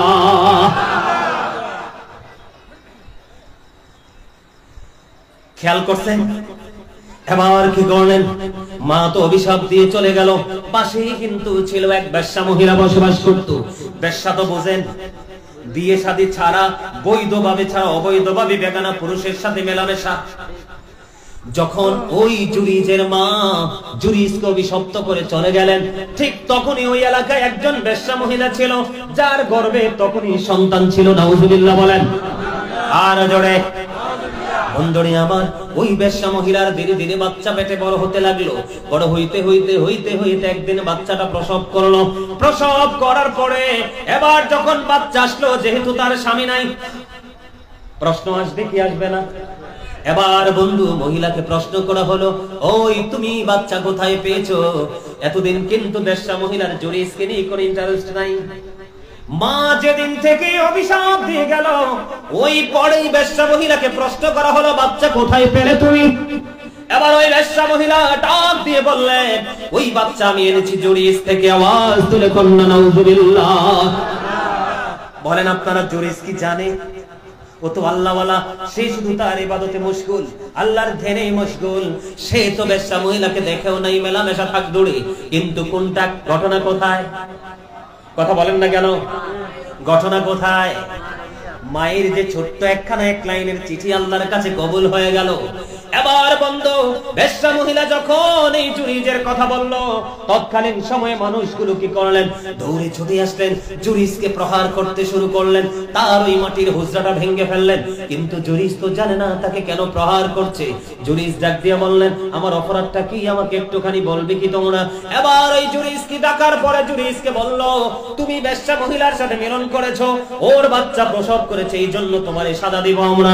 এবার জুরিজ একটা ডাক দিয়ে বললেন, তোমরা আমাকে 1 ঘটি পানি দাও। 1 ঘটি পানি যখন দিল, আর এদিক দিয়ে বললেন, বাচ্চাটাকে আমার কাছে নিয়ে এসো। ওরা অসংখ্য মানুষ এর সত্যতা যাচাই দেখতে আসলো। এবার কি করলেন, জুরিজ ওযু বানাইয়া 2 রাকাত নামাজ পড়লেন। নামাজ শেষ করার পরে এই লোকালয়ের মাঝখানে ডাক দিয়ে বললেন, বাচ্চাটাকে আমার কাছে নিয়ে আসো। বাচ্চাটাকে ওনার কাছে যখন আনা হলো, বাচ্চাটার পেটটার উপর একটা হাত দিয়ে জুরিজ বলল, বাবু বলো না তোমার বাবা কে? ওই ছোট্ট বাচ্চার অটো জবান খুলে গেল। ওই ছোট্ট বাচ্চা দেখিয়ে দিল, ওই রাখাল আমার বাবা। আওয়াজ তুলে কোন আল্লাহু আকবার। আপনারা বলেন, মায়ের অভিশাপটা কতটুকু ছিল? বেশ্যা মহিলার মুখ না দেখাইয়া তারা মরণ দিও না। এখন বেশ্যা মহিলার মুখ দেখছেনি? আমার কথা বল না কেন? এবার এটা হলো একটা সাবজেক্ট, একটা সাইড। আর একটা সাইড হলো জুরিস, কতটুকু আল্লাহওয়ালা, কতটুকু বুজুর্গ, কতটুকু আল্লাহর ওলি। আপনি আমি হাত দিকে জীবনেও বাচ্চা কথা বলবে না সময় না হওয়া পর্যন্ত, ঠিক কিনা বলেন? কিন্তু জুরিস কেমন আল্লাহর ওলি ছিল, ওই বাচ্চার পেটটার উপর হাতটা দিতে দেরি, বাচ্চাটার জবান খুলতে দেরি হলো না। তাহলে আপনারা আমাকে বলে দেন, আপনারা আমাকে বলে দেন, তাহলে এত আল্লাহওয়ালা, এত বুজুর্গ হওয়ার পরেও যদি মায়ের অভিশাপ থেকে বাঁচতে না পারে, তাহলে এই পশ্চিম মির্জাপুরের ছেলেরার উপায় আসেনি? তাহলে মা বাবার কলিজায় আগুন দেওয়া যাবে কি যাবে না? আরো জোরে। বাবা যা চায় তা দিতে হবে সামর্থ্য অনুযায়ী, মা যা চায় তা দিতে হবে। মায়ের কাপড় না থাকলে কাপড় কিনে দিতে হবে, মার ওষুধ না থাকলে ওষুধ কিনে দিতে হবে। বন্ধু আমি আজকে বলে গেলাম, আপনারা প্রমাণ করে দেখবেন, সত্যিকারের মা কোনদিন সন্তানের কাছে এমন কিছু চায় না যেটা আমার সন্তানের জন্য কষ্টকর। সত্যিকারে বাবা কোনদিন সন্তানের কাছে এমন জিনিস চায় না যেটা সন্তানের জন্য কষ্টকর। দেখবেন 30 লক্ষ 50 লক্ষ টাকা বিদেশ গিয়ে মায়ের খেয়ে আসে, মা ডাক দিয়া বলে, বাবা গো আমার টাকার প্রয়োজন নাই, আমি গাছতলায় থাকবো কিন্তু তোমাকে নিয়ে থাকতে চাই বাবা, টাকা চলে গেছে, যাক তুমি আমার কলিজার ধন আমার কাছে ফিরে আসো। কিন্তু শাশুড়ি কোনদিন এই কথা বলবে না। কথা বলেন না কেন? শাশুড়ি কোনদিন এই কথা বলবে না। শাশুড়ির প্রেম হলো স্বার্থের মধ্যে সীমাবদ্ধ, আর মা বাবার প্রেম নিঃস্বার্থ, এটার কোনো লিমিট নাই। শ্বশুর শাশুড়ির প্রেমের মধ্যে লিমিট আছে। আজকে বউকে একটা থাপ্পড় মেরে শ্বশুর বাড়ি যান, দেখবেন মুরগি তো নয় বটি আপনার দিকে এগিয়ে আসবে। কথা বলেন না কেন? বর্তমান সময়ের ছেলেরা বাবা মার চাইতে বেশি প্রাধান্য দেয় শ্বশুর শাশুড়িকে। মনে রাখবেন, শ্বশুর শাশুড়ির পায়ের নিচে সন্তানের জান্নাত নয়, সন্তানের জান্নাত হলো গর্ভধারিণী মায়ের পায়ের নিচে। এখন অনেকেই, অনেক শ্বশুর শাশুড়ি মন খারাপ করতে পারে যে হুজুর আমাদেরকে ছোট করে বলছে, ও শ্বশুর শাশুড়ি যারা হয়েছেন তারা কেন টেনশন করেছেন, ঘুরে ফিরে আপনিও তো কোনো না কোনো ছেলে মেয়ের বাবা মা, তাহলে জায়গাটা তো আপনারও আছে। তাহলে মন খারাপ করার কোনো দরকার নেই। নিজের ছেলেকে আমার করে আরেকজনের কলিজায় আগুন দিয়ে নিজের ঘরে অটো আগুন জ্বালানোর কোনো প্রয়োজন নাই, ঠিক কিনা বলেন? ওই ছেলের মাকে মায়ের কাছে থাকতে দেন। আরে ভাই, আপনার কাছে তার কলিজার টুকরা মেয়েকে কোলে পিঠে করে মানুষ করে বিয়ে অনার্স কমপ্লিট করিয়ে আপনার ঘরের ঘরুনি বানিয়ে দিয়েছে, রান্না বান্না সব আপনাকেই তো করে খাওয়ায়। অনেক ঘরে দেখা যায় মেয়ের মাটা আসলে বন্ধু বিন্দু পরিমাণ ইজ্জত পায় না, আছে না নাই? ওই যে শুরু থেকে বলেছি, আল্লাহ রাসূলের কথা মেনে ছেলেকে বিয়ে দেন, মেয়েকে বিয়ে দেন, দেখবেন পৃথিবী হয়ে যাবে প্রেমের বাগান, ঠিক কিনা বলেন? উল্টা পাল্টা কাজ করতে করতে পৃথিবীটাই তো উল্টা হয়ে গেছে। আরে জোরে বলেন না। আর একটা হাদিস কি শোনাবো না শেষ করে দিব? আমার কিন্তু আলোচনার সময় শেষ। আরেকটা হাদিস অত্যন্ত প্রেমময়, অত্যন্ত শিক্ষণীয়, আপনারা সবাই রাজি থাকলে শোনাবো। এই হাদিসটাও বুখারী শরীফে। এটার মধ্যে তিনটা অপশন আছে, গভীরভাবে মন দিয়ে শুনবেন। বন্ধুরি আমার দিকে তাকান, এদিকে তাকান। তিনজন লোক সফরে বের হলো, এদিকে দয়া করে কেউ কথা বলবেন না, ডোন্ট ডিস্টার্ব মি। আমার দিকে তাকান। তিনজন ছেলে, কয়জন? এটা কিন্তু বুখারী শরীফের হাদিস। কেন? আজকে আপনাদের যে পাহাড়ের চূড়ায় উঠছি, লাল মাটি বেয়ে বেয়ে আমার গাড়ি তো নিচের দিকে চলে যাচ্ছিল, আমি বাচ্চাদেরকে অনেক দোয়া করি, সবগুলো বাচ্চা নিজের গাড়ি ছেড়ে আমার গাড়িটাকে আপনার ধাক্কা দিয়ে উপরে উঠিয়ে দিল। আলহামদুলিল্লাহ বলেন। আমাকে যে ছোট ছোট বেই ঝুলানো ছেলেগুলো, সবগুলো ছেলে আমাকে প্রোটেকশন দিয়ে এনেছে, আমি অনেক খুশি হয়েছি। সব সময় প্রাপ্ত বয়স্ক যায়, আজকে অপ্রাপ্ত বয়স্ক ছেলেরা নানায় দিতে দিতে আমাকে নিয়ে আসলো। আলহামদুলিল্লাহ বলে। এটাই হলো আপনার সন্তানের জন্য বড় শিক্ষা। একজন আলেমকে রিসিভ করো, একজন আলেমকে মূল্যায়ন করো, তার প্রতি ভালোবাসা স্থাপন করো। এই বাচ্চাটা কোনোদিনও অমানুষ হবে না, কারণ তার ভালোবাসার মানুষ হলো গাজী সুলাইমান। ঠিক কিনা বলে? সে আলোচনা শুনবে, আমার হুজুরের আলোচনা আমি শুনবো, এখান থেকে শিখবো এবং বাস্তব জীবনে বাস্তবায়ন করবে। এই জন্য প্রত্যেকটা বাবাকে বলবো, সত্যিকারের আলেম ওলামাদের দিকে ছেলেদেরকে এগিয়ে দিবেন। দান করতে গেলে ছেলেটার হাত দিয়ে দিবেন, মসজিদে গেলে পাঞ্জাবিটা পরাই আগে দিয়ে দিবেন। এই ধীরে ধীরে ধীরে ধীরে শিক্ষা নিয়ে বড় হবে। এই সন্তান আপনার দেশের জন্য, সমাজের জন্য, পুরো জাতির জন্য আলো হয়ে যাবে। ঠিক কিনা বলেন? তিনজন লোক সফরে বের হলো। সফর করতে করতে বিকেল হয়ে গেল। এখন তারা পাহাড়ের গুহায় আশ্রয় নিল।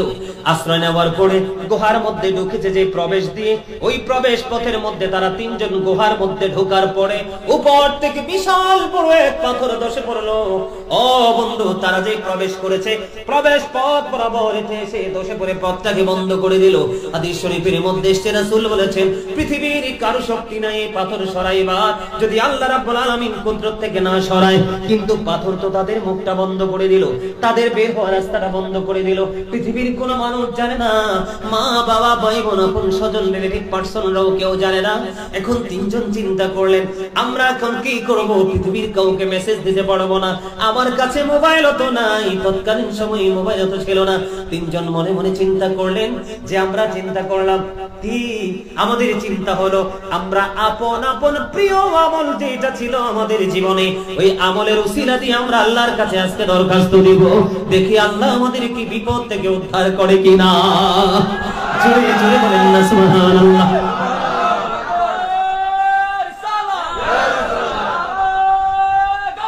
ইয়া রাসূলুল্লাহ, আলহামদুলিল্লাহ বলেন।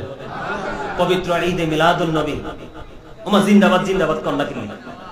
পবিত্র ঈদে মিলাদুন নবী পশ্চিম মির্জাপুরের পক্ষ থেকে ওমা লাল গোলাপ শুভেচ্ছা কন্যা কিনলি। কি লাল গোলাপ শুভেচ্ছা দিতে হয় না অতিথিদেরকে? হ্যাঁ, লাল গোলাপ আনবেন কোত্থেকে? মুখ দিয়ে তো শুভেচ্ছাটা দিবেন অন্তত পক্ষে। ঠিক কিনা বলে? আরো জোরে। বন্ধুরি আমার, অত্যন্ত গুরুত্বপূর্ণ আলোচনা। তিনজন মনে মনে চিন্তা করলেন, আমাদের প্রিয় প্রিয় আমল দিয়ে আল্লাহর কাছে আজকে দরখাস্ত করব। এবং প্রথম জনের আমল হলো মায়ের প্রতি ভালোবাসা, বাবার প্রতি ভালোবাসা। কেমন ভালোবাসা আমি আপনাদেরকে একটুখানি শোনাই। সে ছিল বন্ধু একজন কাঠুরিয়া। সকাল যখন হতো পাহাড়ে গিয়ে সে কাঠ কেটে আনতো, কাঠ কেটে এনে তিনি জীবন জীবিকা নির্বাহ করত। একদিন কাঠ কেটে আসতে আসতে বন্ধু দেরি হয়ে গেল। তার ঘরে ছিল দুধের প্রাণী, দুধ দহন করতো, কি করতো? কিন্তু আজকে যে কাঠ কাটতে কাটতে দেরি হয়ে গেল, আয়েশা দেখে মা ঘুমিয়ে গেছে, বাবাও ঘুমিয়ে গেছে, এখন দুধ তো এখনো দহন করা হয় নাই। জলদি জলদি করে একটা পাত্র হাতে নিয়েছে, দুধ দহন করলো। দুধ দহন করার পরে তার সন্তান এসে বাবার পা জড়িয়ে ধরে বলল, বাবা বাবা গো, দাদা দাদু ঘুমিয়ে গেছে, তুমি তো দুধ দহন করেছো গো বাবা, আমাকে একটুখানি দুধ দাও না, আমি একটুখানি দুধ পান করবো। এবার ওই রাখাল, ওই কাঠুরি একটা ডাক দিয়ে বলল, আমি প্রতিদিন কাঠ কেটে এসে দুধ দহন করে আমি আর বাবা মাকে আগে পান করাই, আজকে এসে দেখেছি মা ঘুমিয়ে গেল, বাবা ঘুমিয়ে গেল, বাবা গো, আমি আমার মা বাবাকে যতক্ষণ না পর্যন্ত দুধ খাওয়াইতে না পারবো, তুমি আমার সন্তান হলেও আমি একটা ফোঁটা দুধ তোমাকে আমি আগে খাওয়াবো না। আওয়াজ তুলে বলেন না সুবহানাল্লাহ। আর এখনকার বেয়াদব ছেলেরা মানি দেখে ফেলে, বাবানি দেখে ফেলে, এসে আগে বউয়ের হাতে দিয়ে দেয়, কিন্তু জানে না বউয়ের সাথে প্রেম হলো স্বার্থের, মায়ের সাথে প্রেম হলো দুনিয়া আখিরাতের। বলে হুজুর, বিবির সাথে কি প্রেমটা দুনিয়া আখিরাতের না? হ্যাঁ, বিবির সাথেও প্রেমটা দুনিয়া আখিরাতের, তবে আগে বাবা মা তারপরে বিবি। বলে হুজুর, একটা एग्जांपल দেই হাদিস শরীফ থেকে, এটার সাথে সম্পৃক্ত। আমার রাসূলকে প্রশ্ন করা হলো, নবী গো, আমার মা এবং আমার বিবি দুজন কখনোই এক হয়ে থাকতে পারে না, এখন আমি কি করব? আমার নবীজি বললেন, মাকে কিছু বলা যাবে না, বিবিকে তালাক দিয়ে দাও। মায়ের মর্যাদা বোঝানোর জন্য বলছি, এটা আমি আমার বানিয়ে বলছি না। দেখছেন নি মায়ের মর্যাদা কত, মায়ের সম্মান কত।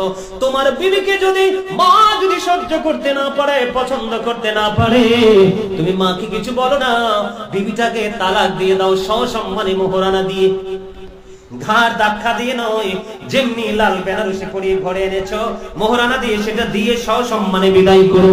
বিবি রে, আমি তোমাকে ছেড়ে দিলাম, কিন্তু মাকে ছাড়তে পারবো না। কেন গো স্বামী? কেনা এটা আমার মালিকের অর্ডার।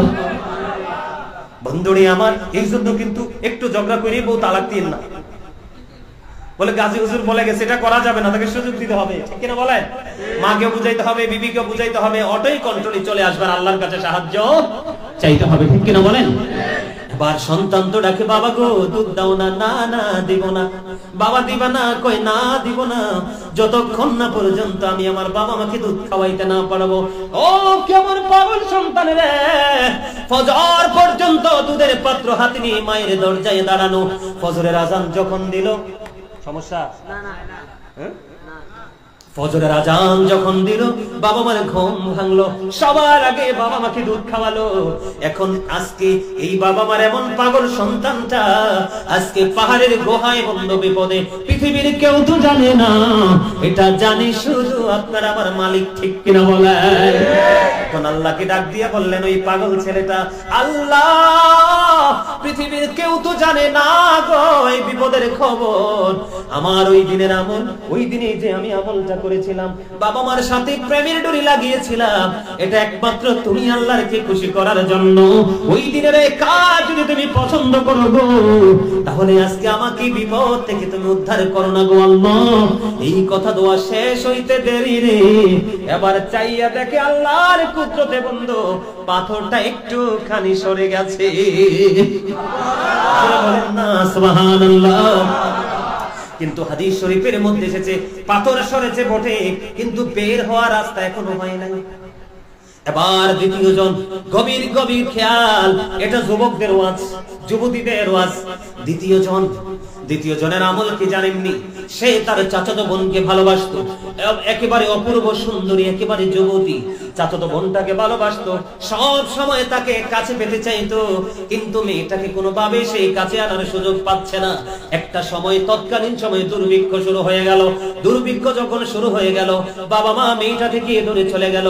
ওই যুবক আজকের যে দ্বিতীয় ছেলে আল্লাহর কাছে দরখাস্ত দেওয়ার জন্য প্রস্তুতি নিয়েছে, পাহাড়ের গুহা থেকে ওই ছেলেটা, ওই দুর্ভিক্ষ যখন শুরু হলো, 200 দিরহাম মেয়েটাকে দিল।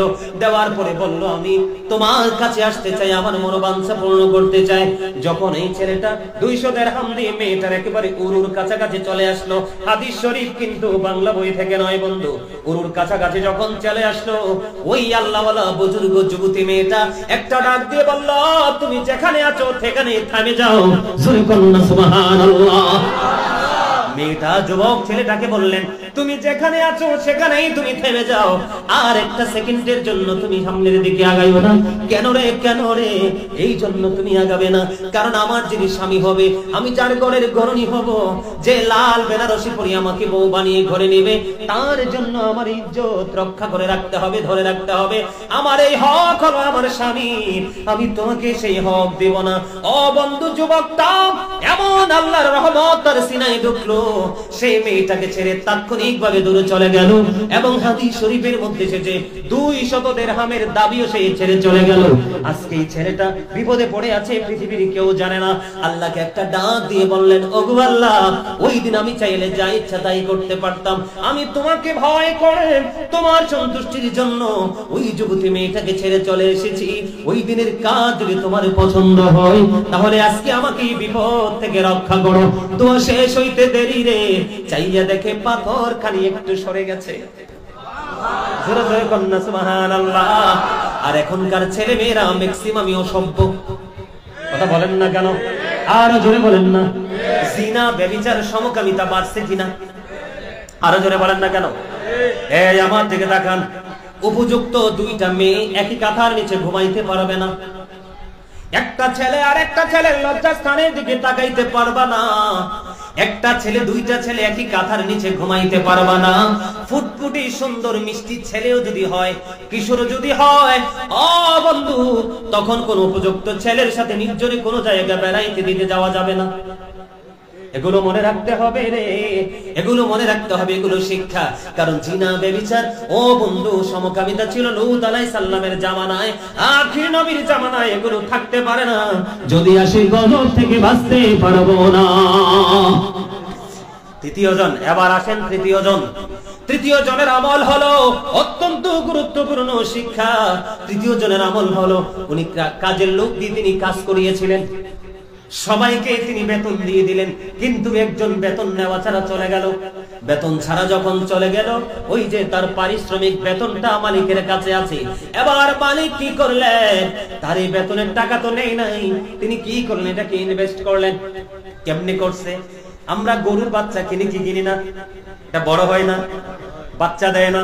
ছাগল বলেন, গরু বলেন, দুম্বা বলেন, বন্ধু মহিষ বলেন, যেটাই বলেন, ওই যে যখন ওই সে ইনভেস্ট করলো, বন্ধু করতে করতে ওই পশু তিনি কিনলেন, পশু বড় হলো, বাচ্চা দিল, বাচ্চা দিদি দিদি দিদি দিতে বিশাল বন্ধু বাচ্চার পশুর পাল হয়ে গেল। এবার ওই তৃতীয় জন ওনার কাছে হঠাৎ করে একদিন ওই কাজের লোক আসলো, আইসা বলে, মালিক আপনার মনে আছে কিনা জানি না, আমি আপনার গোলামি করেছিলাম, কিন্তু আমার গোলামির বেতন তো আপনি দেন নাই, আমি এটা ছাড়াই চলে গেলাম। আজকে আমি আপনার কাছে এসেছি আমার বেতন নেওয়ার জন্য, আমার পাওনাটা বুঝে নেওয়ার জন্য একটু দয়া করে দিবেন কি? এই কথা বলার পরে এবার ওই মালিক ডাক দিয়ে বললেন, ওই মাঠের দিকে নজর দাও, ওই মাঠের দিকে চাইয়া দেখো, ওই যে পশুর পাল দেখা যায়, এই সবগুলো তোমার। জোরে জোরে বলুন সুবহানাল্লাহ। ওই কাজের লোকটা আশ্চর্য হয়ে গেল, মালিক আপনি কি বলছেন গো? কয় হ, তুমি যেই দিন আমার কাছে পারিশ্রমিক রেখেছিলে, একটা বাচ্চা কিনেছিলাম, বাচ্চা বড় হলো, মা হলো, মা হয়ে বাচ্চা দিল, আরেকটা বাচ্চা বড় হলো, এমনি করতে করতে পশুর পাল বড় হলো। এগুলো আমি শুধু দেখি শুনে রেখেছি, এগুলোর আমি মালিক না, এগুলো তুমি নিয়ে যাও। ওই কাজের লোকে এগুলো নিয়ে গেল। আজকে সে আল্লাহর কাছে দরখাস্ত দিচ্ছে পাহাড়ের গুহা থেকে, আল্লাহ ওই দিন যে আমি কাজ করেছিলাম ওইটা তোমার সন্তুষ্টির জন্য করেছিলাম, এটা যদি তোমার কাছে পছন্দ হয় গো, আমাকে আজকে বিপদ থেকে রক্ষা করো। সঙ্গে সঙ্গে পাথর পুরোটা সরে গেল, তিনজনই বিপদ মুক্ত হয়ে গেল। আরে জোরে বলেন না সুবহানাল্লাহ। আর এখন আমরা কি করি? কাজের লোকের কিভাবে বেতন কম দিব সেই চেষ্টা করি, ঠিক কিনা বলেন? গরুর গোশত 1 কেজি কিনা বাজার আইনা জীবন 1 কেজি পাবেন না। মাছ 1 কেজি কিনে এনে আপনার পাল্লি দিয়ে মাপলে 1 কেজি পাবেন না। আম ভালো কিনে আনবেন, বাইশা দেখতেন একটা না একটা নষ্ট আছেই, আছে না নাই? ওয়াকিমুল ওয়াজনা বিল কিসতি ওয়ালা তুখসিরুল মিজান। সূরা রহমান আল্লাহ বলেছেন, ন্যায্য ওজন কায়েম করো, ওজনে কম। যেটা বলতে চাইছিলাম, ওই যে মায়ের যে একটা প্রেমের সম্পৃক্ততা আছে, এই জন্য হাদিসটুকু আপনাদেরকে জানিয়ে দিলাম। তাহলে মা বাবার সাথে সম্পর্ক রাখার দরকার আছে না নাই? সম্মানিত উপস্থিতি, আর আলোচনা করছি না, অনেক লম্বা আলোচনা হয়ে গেছে। এখন আমি একটু নবীজিকে দাঁড়িয়ে সালাম দিব, কিয়াম করব, মোনাজাত দিব। তাবারক আছে? তাবারক আছে? আমি যখন দাঁড়াবো আপনারা সবাই কাতারবদ্ধ হয়ে যাবেন। কি হয়ে যাবেন? নিজ নিজ দায়িত্বে, ডিস্টার্ব করবেন না তো। আপনারা যে সুন্দর করে আলোচনা শুনেছেন, কথা বলেন। আমি যখন দাঁড়াবো আপনারা নিজ নিজ দায়িত্বে কাতারবদ্ধ হয়ে যাবেন, ঠিক আছে? তারপরে বসার পরে আমার মোনাজাতের মাধ্যমে আমি তাবারকটা দিয়ে দিব, একসাথে সব শেষ হয়ে যাবে। করবেন তো? আমার আল্লাহ আল্লাহ আল্লাহ লা ইলাহা ইল্লাল্লাহ আল্লাহ আল্লাহ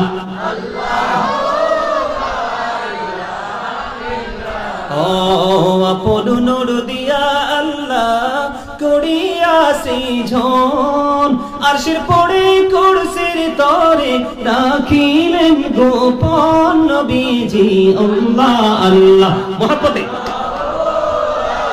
এটা মজার জিকির, মজার জিকির। আল্লাহ আল্লাহ আল্লাহ লা ইলাহা ইল্লাল্লাহ। ও মনটাই আমার চাই যে শুধু যেতে মদিনায়, অবজীবনের বুঝাই যত সে তো বোঝে না নবীজি আল্লাহ আল্লাহ লা ইলাহা ইল্লাল্লাহ আল্লাহ আল্লাহ। ও না জানি তো বাইতে নৌকা, না জানি সাঁতার, আরে দয়া করে পার করিও জাহান্নাম মাঝার নবীজি আল্লাহ আল্লাহ লা ইলাহা ইল্লাল্লাহ আল্লাহ আল্লাহ। ও প্যারে चेहरा मुँह से जड़ते फूल चाँद का टुकड़ा नूर का पुतला होगा प्यारा रसूल नबी जी अल्लाह अल्लाह ला इलाहा इल्लाह अल्लाह अल्लाह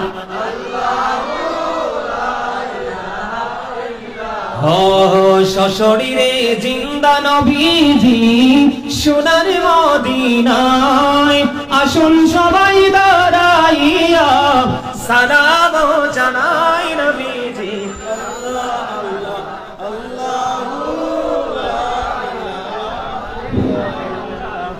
या नबी सलाम अलैका या रसूल सलाम अलैका या नबी सलाम अलैका सलावतुल्लाह अलैका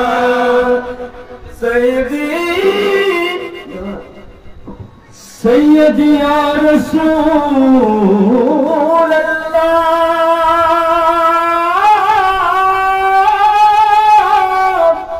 मेरे आका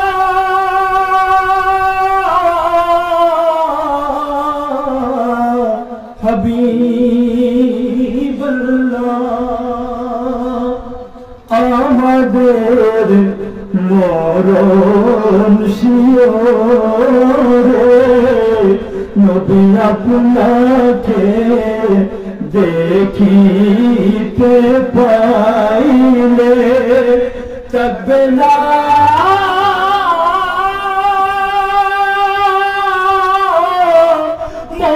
মরণ যন্ত্রণা এটুকুই মনের বাসনা ইয়া নবী সালাম আলাইকা ইয়া রাসূল সালাম আলাইকা ইয়া হাবিব সালাম আলাইকা সালাওয়াতুল্লাহ औलाद नबी अस्हाब नबी शुहदाए किराम भूले बागे रिसालत पहला तो सलाम मुस्तफा जाने रहमत पहला तो सलाम शम्ए बज़ में हिदायत पहला गौसे आज़म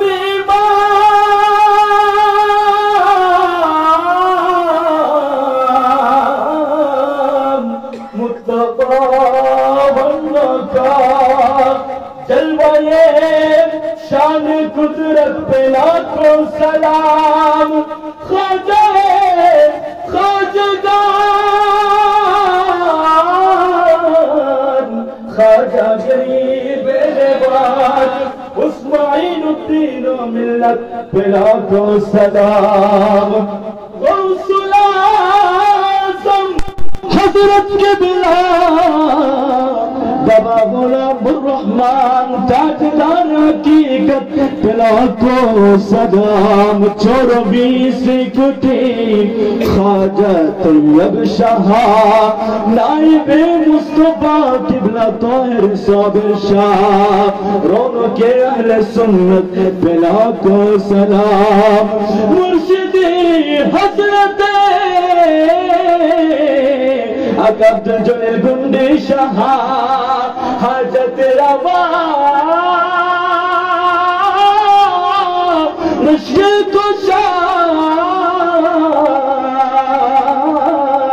अतजल्ला मोमिन शाह आला हज़रत सदर फाज़िल ख्वाजा शेरे बंगला जिनके हर आदा सुनाते मुस्तफा जैसे पीले तोरी सत पे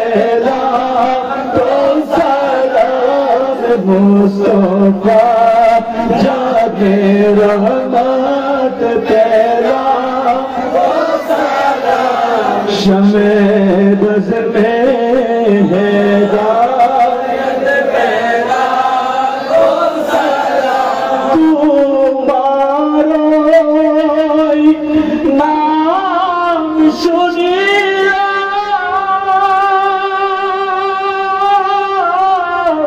اے جو کہ دکلامنا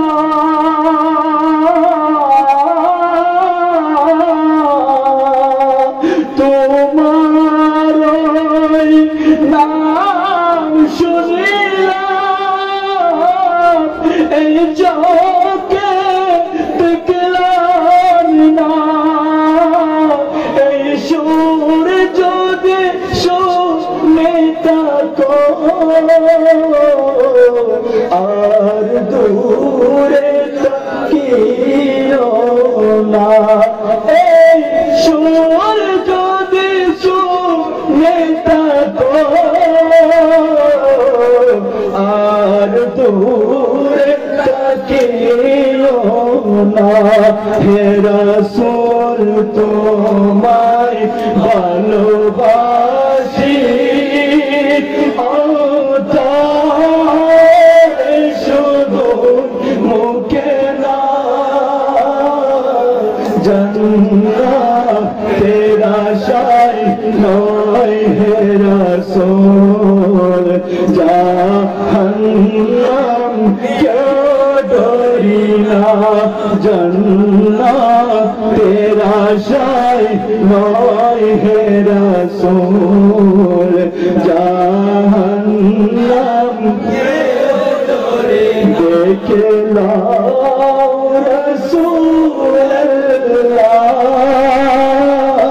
রাসূলুল্লাহ রোজা পাকে পিরো জালা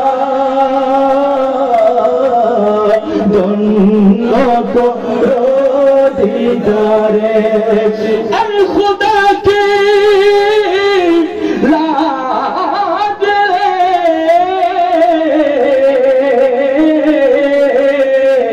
پیارے رسول یہ سلامی آج جانا ہو قبول مدینے کے چاند ہزاروں سلام مدینے کے چاند لاکھوں سلام مدینے کے چاند کروڑوں سلام مدینے کے چاند بے حد سلام بلغ العلا بکمالہ کشفت تجا بجمالہ حسنت جمیع خصالہ صلو علیہ وآلہ الصلاة والسلام علیکہ رسول اللہ الصلاة والسلام علیکہ حبیب اللہ الصلاة والسلام علیکہ شافع المجربین الصلاة والسلام علیکہ رحمت للعالمین الصلاة والسلام علیکہ